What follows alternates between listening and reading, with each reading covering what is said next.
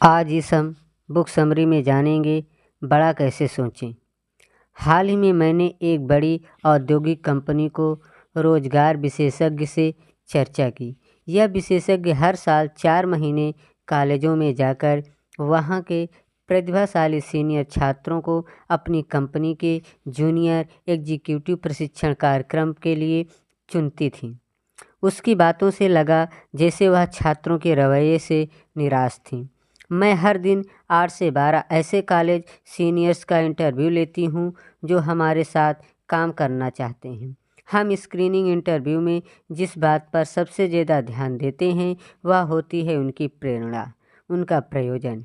हम यह जानना चाहते हैं कि क्या यह आदमी कुछ साल बाद हमारे लिए बड़े प्रोजेक्ट कर सकता है, हमारे ब्रांच ऑफिस या फैक्ट्री को संभाल सकता है, या किसी और तरीके से कंपनी के लिए बड़ी जिम्मेदारी उठा सकता है। मुझे यह कहना पड़ेगा कि मैं जिन लोगों से चर्चा करती हूँ उनमें से ज़्यादातर सीनियर्स के व्यक्तिगत लक्ष्यों को देखकर मैं खुश नहीं हूँ। आपको यह जानकर हैरत होगी कि यह 22 साल के लड़के हमारी बाकी किसी चीज़ से ज़्यादा हमारे रिटायरमेंट प्लान में रुचि लेते हैं। उनका दूसरा पसंदीदा सवाल होता है, क्या मुझे घूमने को मिलेगा? उनमें से ज़्यादातर लोगों के लिए सफलता शब्द सुरक्षा का पर्यायवाची होता है। हम इस तरह के लोगों को अपनी कंपनी से जोड़ने का जोखिम क्यों उठाएं? आज के युवा बाकी बातों में तो इतने आधुनिक हो गए हैं, लेकिन मेरी समझ में यह नहीं आता कि वे अब भी अपने भविष्य के बारे में इतना संकुचित रवैये क्यों रखते हैं। हर दिन अवसर बढ़ते जा रहे हैं। वैज्ञानिक और औद्योगिक क्षेत्रों में हमारा देश रिकॉर्ड तरक्की कर रहा है। हमारी जनसंख्या तेज़ी से बढ़ रही है। अगर अमेरिका में तरक्की का कोई युग है तो यही है। अब अगर इतने सारे लोगों की सोच इतनी छोटी है तो इसका मतलब यह हुआ कि अगर आप सचमुच बड़ा सोचते हैं तो आपके सामने बहुत कम प्रतियोगिता है और आपके लिए एक बहुत बड़े कैरियर का रास्ता खुला हुआ है। सफलता के मामले में लोगों को इंच या पाउंड के हिसाब से नहीं नापा जाता, न ही उसे कॉलेज की डिग्रियों से या पारिवारिक पृष्ठभूमि के पैमाने से नापा जाता है। उन्हें तो उनकी सोच के आकार से नापा जाता है। आप कितना बड़ा सोचते हैं यही आपकी उपलब्धियों के आकार को तय करता है। देखते हैं कि हम किस तरह अपनी सोच को बड़ा कर सकते हैं। कभी आपने खुद से पूछकर देखा है, मेरी सबसे बड़ी कमजोरी क्या है? शायद इंसान की सबसे बड़ी कमजोरी खुद का मूल्यांकन कम करने की होती है, यानी कि खुद को सस्ते में बेचने की कमजोरी। आत्म-मूल्यांकन में कमी अनगिनत तरीकों से साफ दिखती है। जॉन अखबार में एक नौकरी का विज्ञापन देखता है।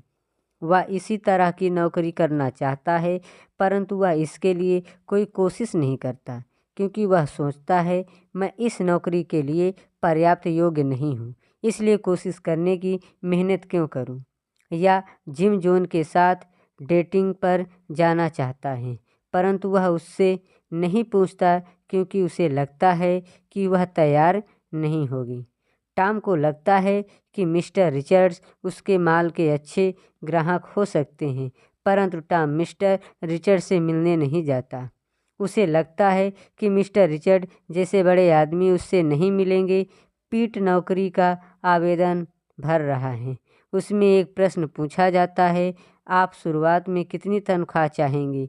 पीट एक छोटी सी रकम लिख देता है, क्योंकि उसे लगता है कि वह इससे ज़्यादा तनख्वाह के योग्य नहीं है, जबकि वह उससे ज़्यादा तनख्वाह पाना चाहता है। हजारों सालों से दार्शनिक हमें यह अच्छी सलाह देते आ रहे हैं, खुद को जानें, परंतु ज़्यादातर लोग इस सलाह का मतलब यह निकालते हैं कि खुद के नकारात्मक पहलू को जानें। ज़्यादातर आत्म-मूल्यांकनों में लोग अपनी गलतियों, कमियों, अयोग्यताओं की लंबी सी मानसिक सूची बना लेते हैं।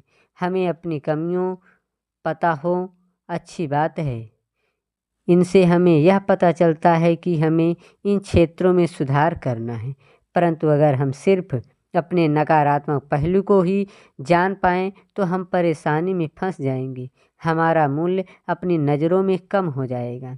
यहाँ एक अभ्यास दिया गया है जिससे आप अपने सच्चे आकार को नाप सकते हैं।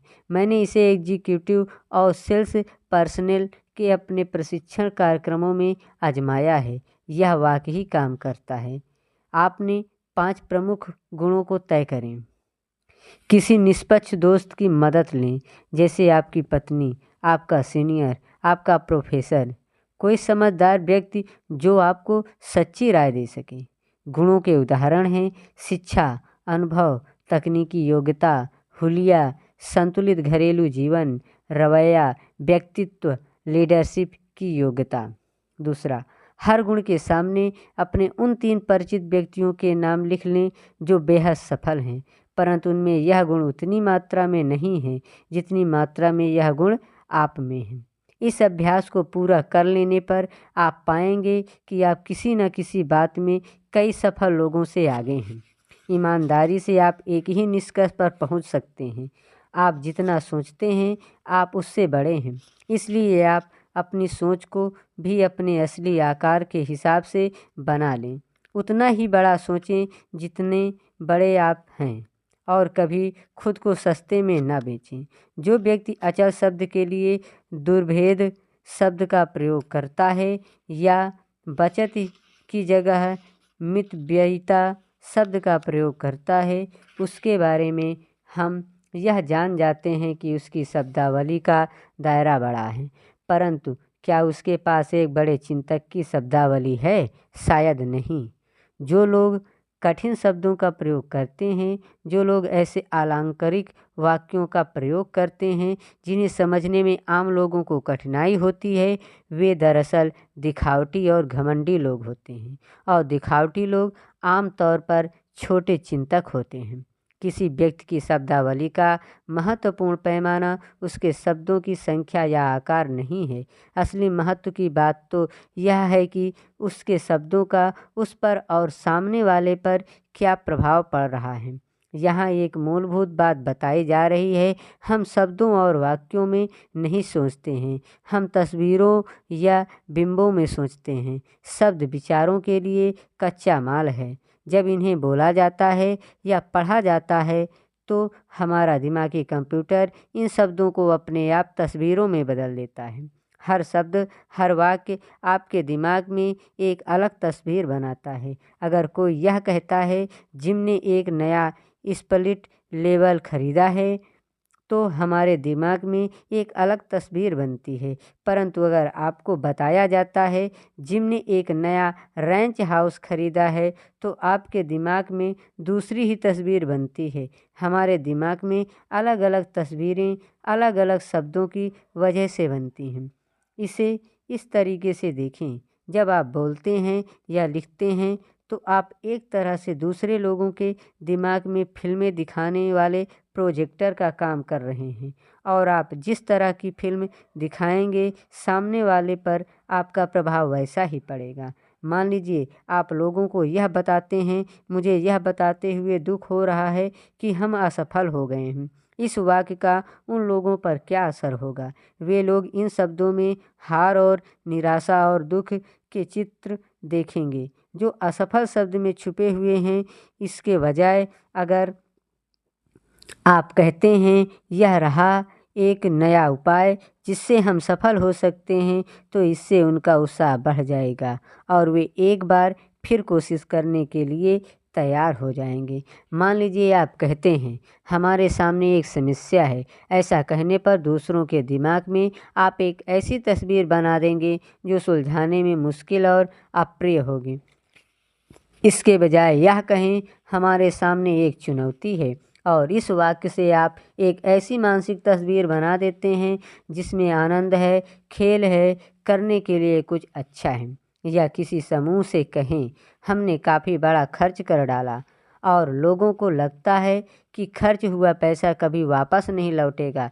निश्चित रूप से यह नकारात्मक वाक्य है। इसके बजाय यह कहें हमने काफ़ी बड़ा निवेश किया है और लोग एक ऐसी तस्वीर बना लेंगे जिसमें बाद में लाभ लौटता हुआ दिखता है, और यह एक बहुत सुखद दृश्य होता है।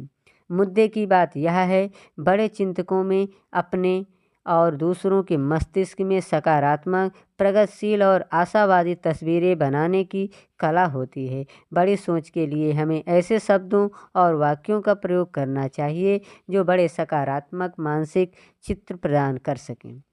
नीचे बाएं हाथ के कॉलम में